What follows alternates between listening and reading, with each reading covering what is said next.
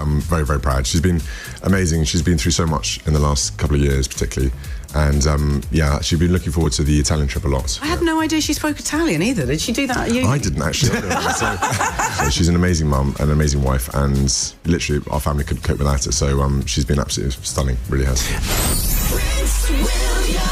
Well, this is exciting. Oh, he is in the building. Before we start, can we just get the formalities out of the way? Because I know it can be a little bit tricky with names and that kind of thing. So just simply, Amanda is absolutely fine. Yeah. Yes, I'll lose my title this morning. I was hoping for Dame, but it's not come yet, William. I'll talk to you about that His later. Royal Highness. His Royal Highness. Oh, my goodness. Thank you so much for getting up this early.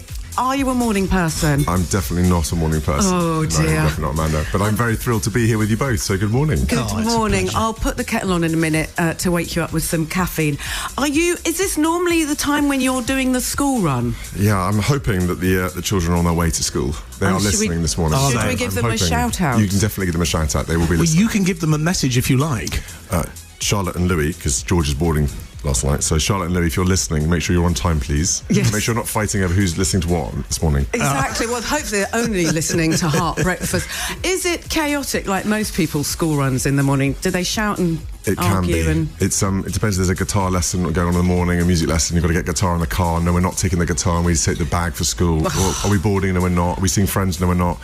So there's all that going on in the morning. And are they fiends for snacks? Because my children can't seem to go anywhere without having a snack, even though they've just had their breakfast. Yeah, there's a lot of jam sandwiches taken in the car usually. Oh, nice. And Louis is very kind. For you or Louis? He'll leave jam fingerprints through the cart, which is really helpful. Now listen, are you hungry?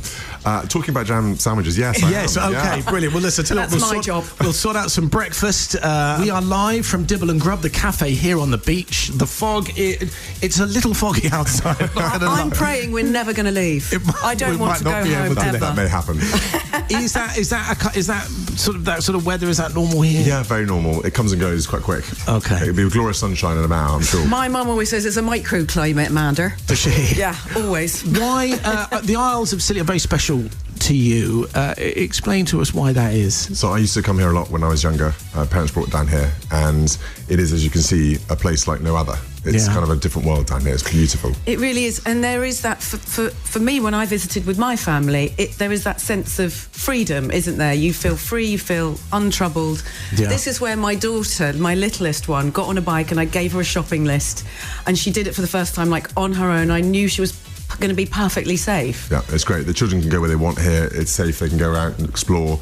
The beaches are amazing. You can see the water's crystal clear. Yeah. I mean, there's so much to do down here for a family. It's fantastic. Did you feel like that when you were younger, this was a place that you could escape to and you weren't going to be, looked on and... Absolutely, yeah. It's very like, island life down here is wonderfully family orientated and community, and so people just get on and do their thing and enjoy themselves, and no one wants to sort of, be a pain, and so everyone down is great. What's your favourite thing to do in the water when you're here? Because it's freezing. Do you wear a wetsuit or are you a Speedo man? I wasn't in a wetsuit last night, Amanda, and I thought I'll be brave. It was fresh, but it was okay. Hang on, you've been in? Last night when I got here, I had a quick dip. Yeah. Well, you're kidding, mate. No, it's good. It's a bone-chilling experience. Yeah. I'm not. There's a lot of screaming and a lot of like heavy breathing. So I'm not pretending I stay in there very long, but I'm happy to go in for a bit. Yeah. And so, what are you going to be doing whilst you're here on the Isles? So we're going to go visit the hospital later, which is fantastic. The island's had issues with trying to make sure they've got sustainable long-term care here. A lot of time people have to go to the mainland, and the cost for them, it's a nightmare. So really looking forward to seeing how the hospital's expanded and having maternity services here now and more social care.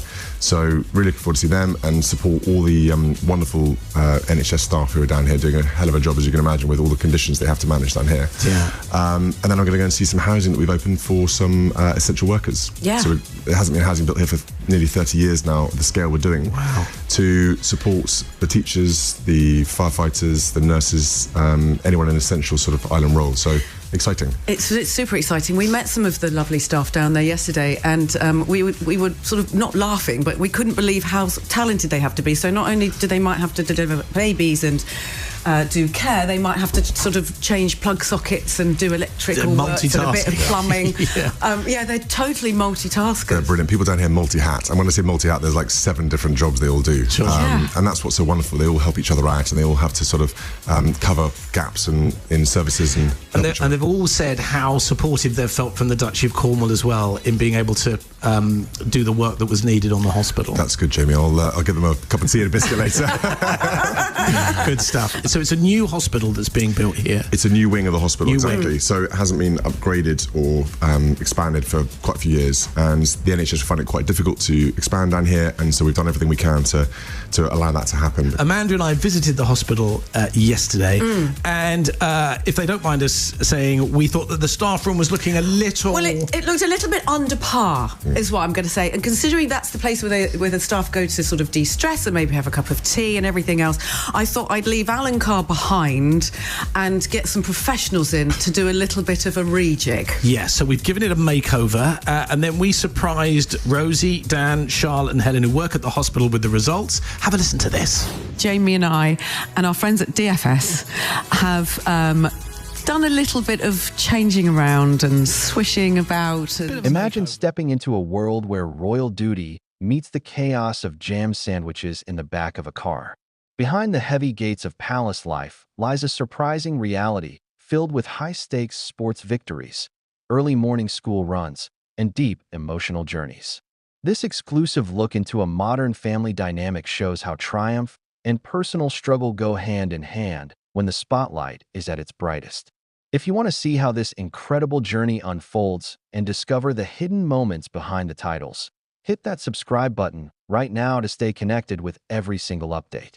The story centers on a husband expressing his immense admiration for his wife, who has shown incredible resilience over the past 2 years. After a period of recovery, she recently completed a highly successful trip to Italy, demonstrating her commitment to her extensive research on early childhood development. Her partner noted her deep focus on her work, which often keeps her surrounded by paperwork late into the evening. He described her as a remarkable mother and wife whose presence holds their entire household together, sharing that she returned from her travels full of positive energy and ready to gradually ease back into her public responsibilities. Simultaneously, daily life remains just as beautifully chaotic as any ordinary family routine. The morning begins early with the challenges of managing children, organizing music lessons, and navigating the inevitable clutter of a frantic school run. One child even has a habit of leaving sticky fingerprints all over the vehicle during the drive. The family finds solace and an absolute sense of freedom during visits to a special coastal island destination. This unique location offers a safe haven where the children can explore the stunning beaches and crystal-clear waters completely unbothered by the outside world. Beyond family life, a significant focus remains on supporting remote communities by improving local infrastructure and essential services. A major initiative involved expanding a local hospital wing to introduce vital maternity and social care services, saving residents from exhausting trips to the mainland. To show appreciation for the hard-working medical staff, a surprise renovation of their drab staff room was secretly executed, transforming it into a fresh, calming, and comfortable space.